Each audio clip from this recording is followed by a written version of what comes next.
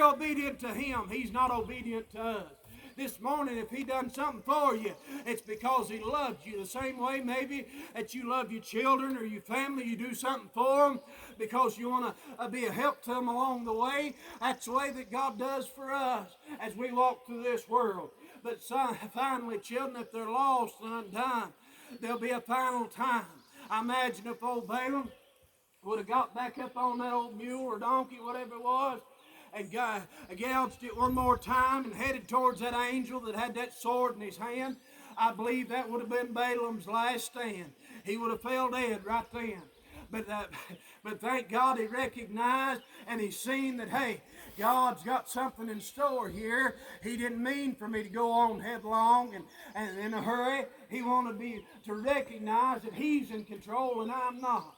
And because of that, Balaam would go on and be able to do the things that God would have him to do, much like Paul and much like Jonah and much like many a person in the Bible, children. But thankful that God put him in the very place that He put him in at the very time that He put him in, and that he was willing after that to go do what God would have him to do. Well, preacher, you're crazy. God would never do that. Think about Ruth now. We're talking about the king of Moab, and we're talking about how he was going against the children of Israel. Now, I want you to think about Ruth and Naomi. Ruth was born in Moab. She was raised there. She was raised under a pagan god. They were sorcerers and all this. Matter of fact, in Numbers, you read about how the rewards, the young men were rewards of divination, sorcery, and witchery, and all that stuff. And so we find that Ruth was grown up in that. And after her husband died, she done learnt the way. She done learnt that God, the same God of Abraham, Isaac, and Jacob was the only true and living God. And so she tells Naomi, hey, I'm going to stay with you until you die. Wherever you go, that's where I'm going. She went against everything that she'd been brought up because she knew the time of truth was upon her. And so she follows Naomi into her home city of Bethlehem, and there she goes gleaning in the field, just trying to pick up a few scraps along the way that her and her mother-in-law could live off of. And God places Boaz in a field, and He allows a few handfuls of purpose fall along the way just to give her a little help. You see, all of it was God's plan. You may not recognize it just by that. You may not recognize that God was working it out through Naomi and Boaz and Ruth. But you find that eventually now Ruth and Boaz would get married, and they'd have a youngin', and that youngin's name was Jesse. And Jesse was the father of David. We're talking about King David. We're talking about the one that went up against Goliath. We're talking about him, and Jesus would come through that same bloodline through Mary. So see, God's working it out long before you even know what's going on. Long before David was even born, God was working on the back end and working it all the way up to the front. He's worked us through this storm. He's worked us, if you sit down and think of it, we got these viruses, whatever, going around, and we say, that's awful. I ain't never seen a time like this. I can think back to my time that I've lived upon this earth. People that went crazy over the time it was going to turn the year 2000. They thought the world was over. It was going to end just as soon as midnight struck. It was over. Everything had shut down. It'd be chaos. But they didn't trust in God, did they? And then they woke up the next morning, and guess what? The same person that hung the moon and the stars, the same one that allows the wind to blow and the sun to shine this morning, allowed the sun to come up that morning, the morning of January 1st, 2000. I'm going to tell you, we've been through many a storm in our life, and God's in the middle of it, and He's on the back side of it, and as soon as my life is over, there's one thing I know this morning. The Bible teaches me that to be absent from the body is to be present with the Lord. It teaches me that one of these days when I die, this carnal fleshly body dies, that one of these days when the Lord returns, I'll go up to meet Him in the air, and there shall I ever be, and we'll enter into that place called heaven that John saw in the 14th chapter. We'll enter into that place, and so we need to pay heed to that first verse when He said, let not your heart be troubled. You believe in God, believe also in me. For in my Father's house are many mansions. If it were not so, I would have told you. He said, I go to prepare a place for you. And if I go to prepare a place for you, I'll come again and receive you unto myself, that where I am, there you may be also, children. He's coming back to get his children to take us home to glory. And one of these days I'll get to walk into that place with a different body than I've ever had before, solely because Jesus had it all worked out long before I come along. I wouldn't have salvation except the cross of Calvary happened 1,000 years before that I was ever born.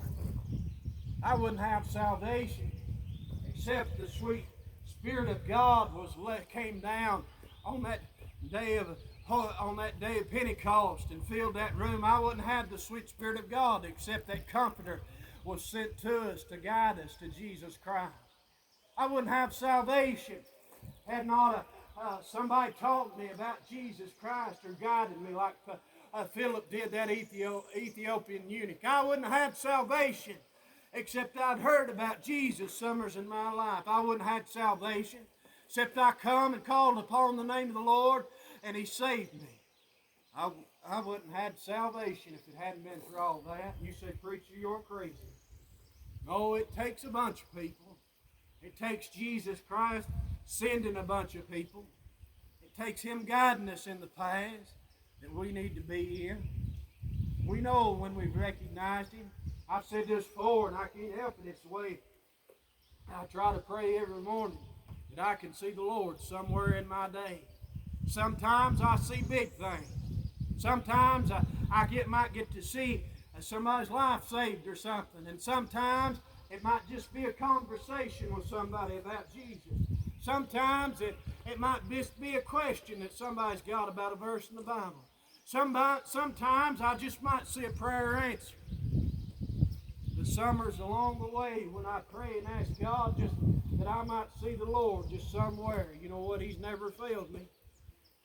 Be right in the middle of it and I think, man, right there you are. I wasn't expecting it. But right there you are. Shouldn't we got to go in this thing with our eyes wide open, with our hearts laid out on our sleeves? I know that doesn't agree with the carnal man. We've heard it said, especially in my dad's family, I've heard it said all my life. Josh, you don't need to be wearing your heart on your sleeve. You just get hurt like that. You need to toughen up. You need to be a little stronger than that. Well, what did Jesus do? He laid his heart out there for everybody. Laid it on a cross. Was whipped and beaten and mocked and made fun of just because he loved people. This morning we're called to have that same love. The Bible said for us this morning to have the mind of Christ. To have in other words, have the heart of Christ. To see people get saved. To love the people that everybody else says is unlovable. Nobody said, well, they ain't never going to do no better. They won't never do no better because there ain't nobody showing them love. There's plenty enough hatred going around this world. There's plenty enough people like Balaam beating old mules and getting mad because it won't fall in line. How many falling right there is like an old mule just trying to save Balaam's life. Just trying to give him another day to live. Just trying to give him another few minutes. He keeps getting beat for it.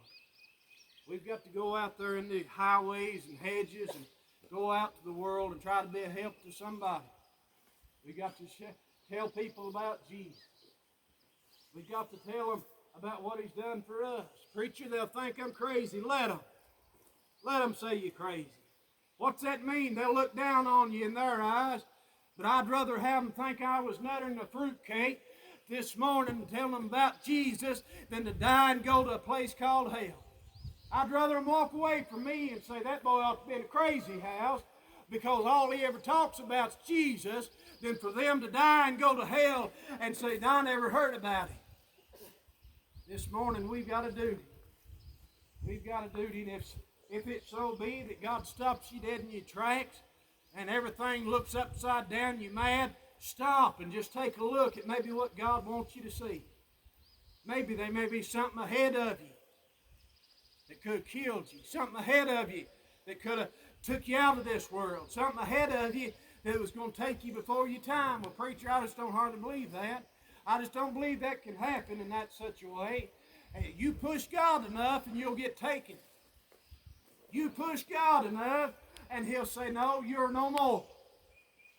How do you know that, preacher? I've seen men that say, no, I ain't going to tell nobody nothing about it. I don't believe in God. I don't believe. I've seen people do everything they could to be a witness to them.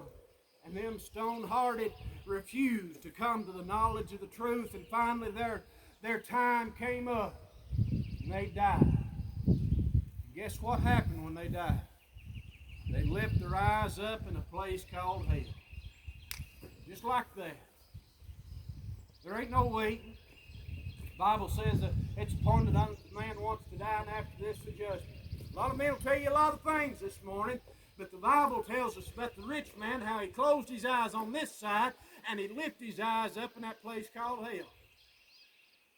Why would he send somebody to hell that fast? He didn't send them, they sent themselves.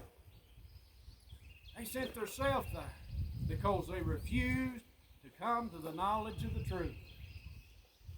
But for those that died saved, those that have been come and called upon the name of the Lord, I don't know how it unfolds. I'll be the first to tell you. And I'll be the first to tell you there ain't no other man under the sun this morning that knows how everything's going to unfold. Because it ain't happened yet. The only one that knows is Jesus Christ Himself. But I can tell you this. I can tell you for those that saved, they'll be, I believe, much like Lazarus was. As that rich man looked across and he could see Lazarus over there in Abraham's bosom. Sound asleep, just resting. Just taking a little rest. He could see him way over there. He said, hey, Lazarus, I want you to just dip your finger in a little bit of water and just so you can touch it to my tongue. Just a drop. Just enough to quench the flame a little bit. In other words, just enough to give me a little hope, a little ease. But they said, no, even if we could, there's a great gulf fixed between us. There's something big and huge fixed between us. He said, even if he could come, he said, there's something there that's fixed between. What's fixed between heaven and hell?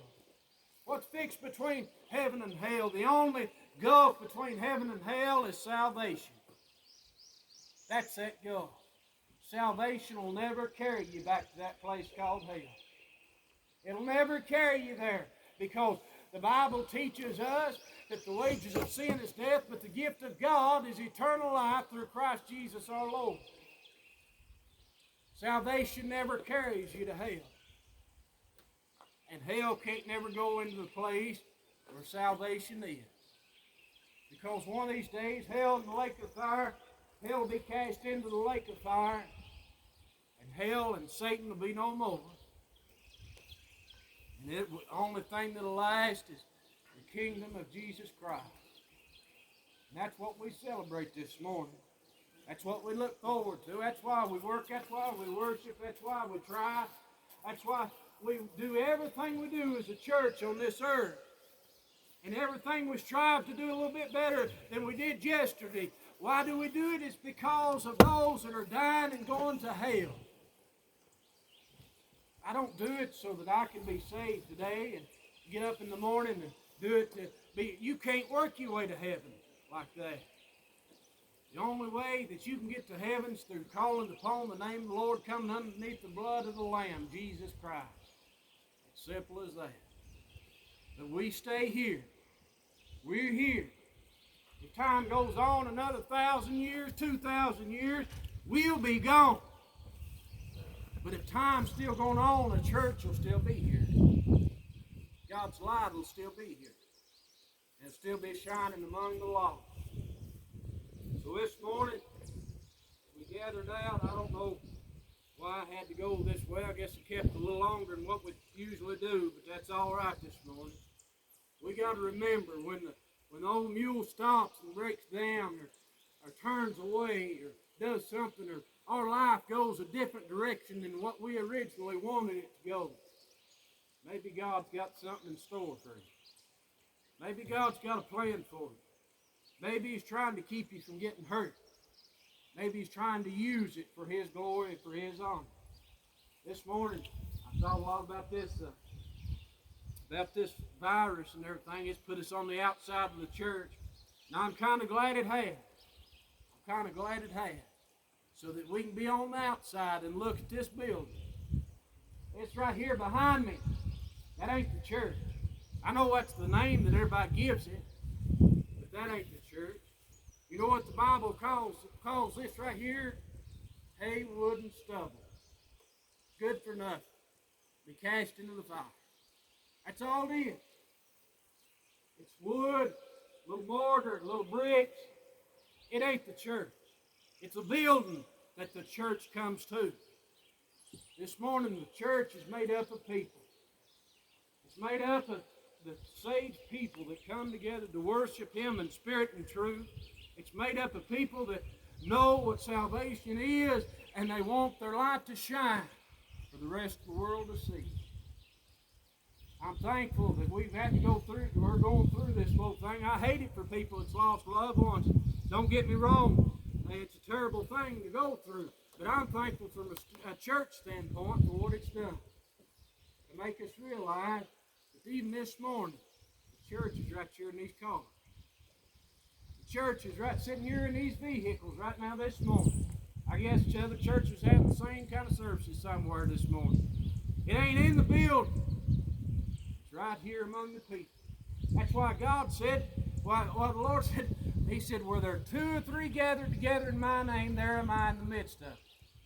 He didn't say where the church building was, and I'm going to be in the midst of it. I've seen the devil have a hold of more church services than the Lord ever was allowed to have. You say, preacher, that's crazy. I've seen it. And I'm going to tell you something this morning. Where God's people are gathered together in the midst, He said, I'll be there with them.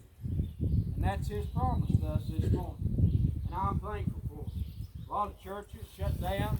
A lot of churches shut the doors, said we ain't going to do nothing, go home. All that. I'm thankful for a church that's willing to come in. That's willing to get. Thankful that God led you this way this morning. And I hope this morning we take something from it. I hope we ain't like Balaam and just get mad and start with it. I hope we're like Balaam on the backside and fall to her face and thank God for her blessing. I can't go any further this morning. I'm thankful for what I feel. Thankful for what I've seen.